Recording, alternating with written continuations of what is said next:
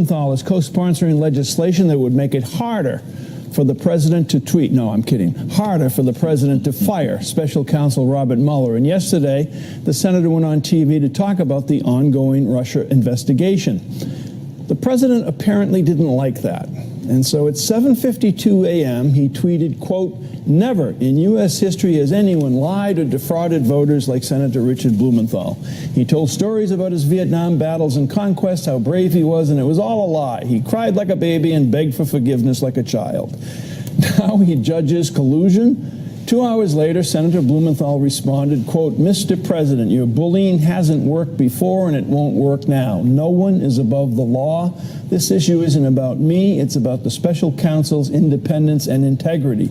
Then, more than 8 hours after his first tweets, the president came back for more, posting, quote, "I think Senator Blumenthal should take a nice long vacation in Vietnam where he lied about his service so he can at least say he was there."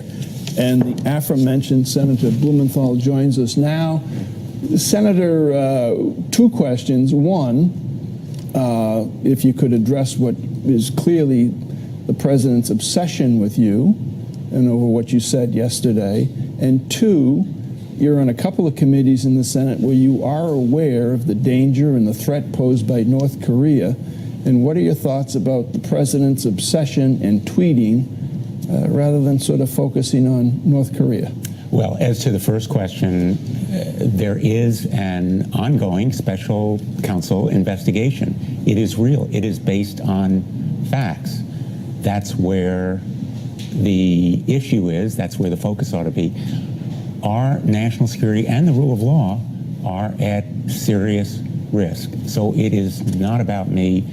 I cannot explain the president's obsession with me or any of the other targets of his tweets. But clearly, on North Korea, we face one of the gravest threats to our national security, and there has to be a focus on enforcement of these sanctions. It worked with Iran when we energized the world community and enlisted them successfully and tightened the sanctions, particularly on financial institutions.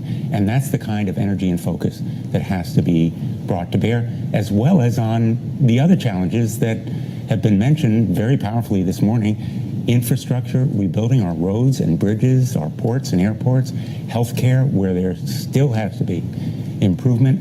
These kinds of issues lend themselves to bipartisan cooperation, and that has to be the task ahead. Senator, what kind of struck me about the tweet storm yesterday is it did seem to be very personal with President Trump and with you. And there was some speculation that this could be, going back decades and something with the Empire State Building and your wife's family. Is there any, bad blood over a failed Trump real estate deal? It's really not about me, and I have no idea what's in the president's head, but I can tell you I'm determined not to be distracted. I think they are designed to distract. These bullying tweets only reinforce my determination to protect the special counsel, because he has used the same tactics in seeking to bully and intimidate the special counsel, Bob Mueller, by drawing red lines and implying conflicts of interest vaguely and unspecifically, and other kinds of tactics that we are trying to prevent through the legislation that we've offered. Bipartisan legislation, 2 Republicans, 4 Democrats, to stop him from firing Bob Mueller unless he can show a court that there is good cause under established standards. And that legislation, I think, is going to have legs when we come back in September, regardless of all the tweets, and I'm determined not to be distracted. 2 quick questions. First, yes or no, does this enjoy bipartisan support, the legislation that you've sponsored regarding the special counsel? It does. And it should pass in a big way? Tom Tillis and Lindsey Graham on the Republican side, myself, Sheldon Whitehouse, Chris Coons on the Democratic side, and there are 2 specific pieces of legislation. They're slightly different in technical terms, but my sense is they're going to enjoy broad bipartisan support because, as you well know, firing Bob Mueller would provoke a firestorm, a constitutional crisis, and our goal is to avert it by sending a message to the president that this kind of dictatorial act would be intolerable. Checks and balances are what our democracy is about, and the grand jury provides some permanence and protection. It's an arm of the court. He can't fire the grand jury or the court, even if he tries egregiously in a step that would be an act of utter contempt of the rule of law to fire the special counsel. So let's shift. Democrats, the country, Republicans, independents want to hear this. And what is our economic message in 2018? Well, drive down costs of living, including most specifically health care. Pharmaceutical drugs are very much on people's mind. Create more jobs, good jobs. Skill training. As I go around the state of Connecticut, there are jobs now. There are going to be jobs in the future. People lack the skills to fill those jobs. And so it has to be an economic message of fairness and inclusiveness. And I think that rebuilding roads, bridges, ports, airports, broadband, VA facilities, keeping faith with our veterans has to be part of that message as well. Joe. Hey, Senator, let me ask you about North Korea. Obviously, it is a key issue, one that you certainly focused on. Where do we stand now? We had a 15-0 vote in the United Nations to sanction the North Koreans. They've said that they're going to respond by striking back at the United States.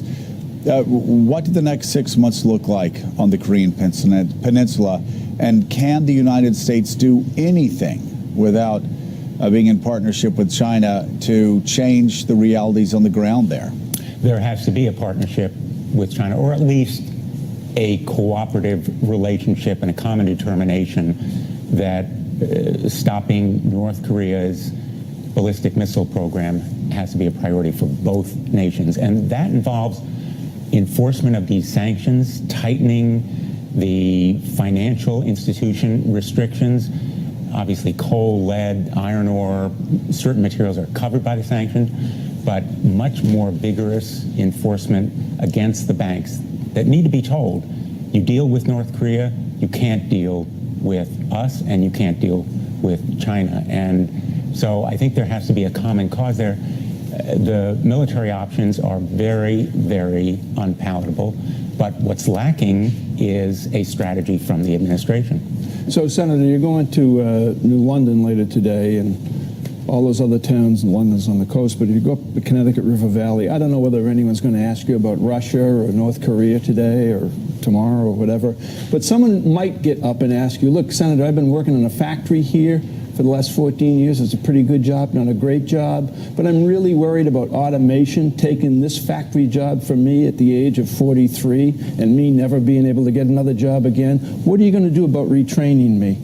And there are programs in the works. I've advocated more investment, call it investment, not spending, in our vocational and technical high schools where they teach welding and electrical engineering and the basic skills that we need not only in the Naugatuck Valley but also in Groton, Connecticut. And I'll be near there today where we build 2, soon to be 3 submarines every year at Pratt & Whitney in Middletown around Connecticut where we build the F-35. National security is at risk if we don't train people to do these jobs. And so a much expanded skill training program in the vocational technical schools, also the community colleges. But I'll tell you, Mike, people are also concerned about the rule of law. They're very concerned about attacks on the press and about the potential restrictions that are involved in revising these guidelines on subpoenas to the press. They're concerned about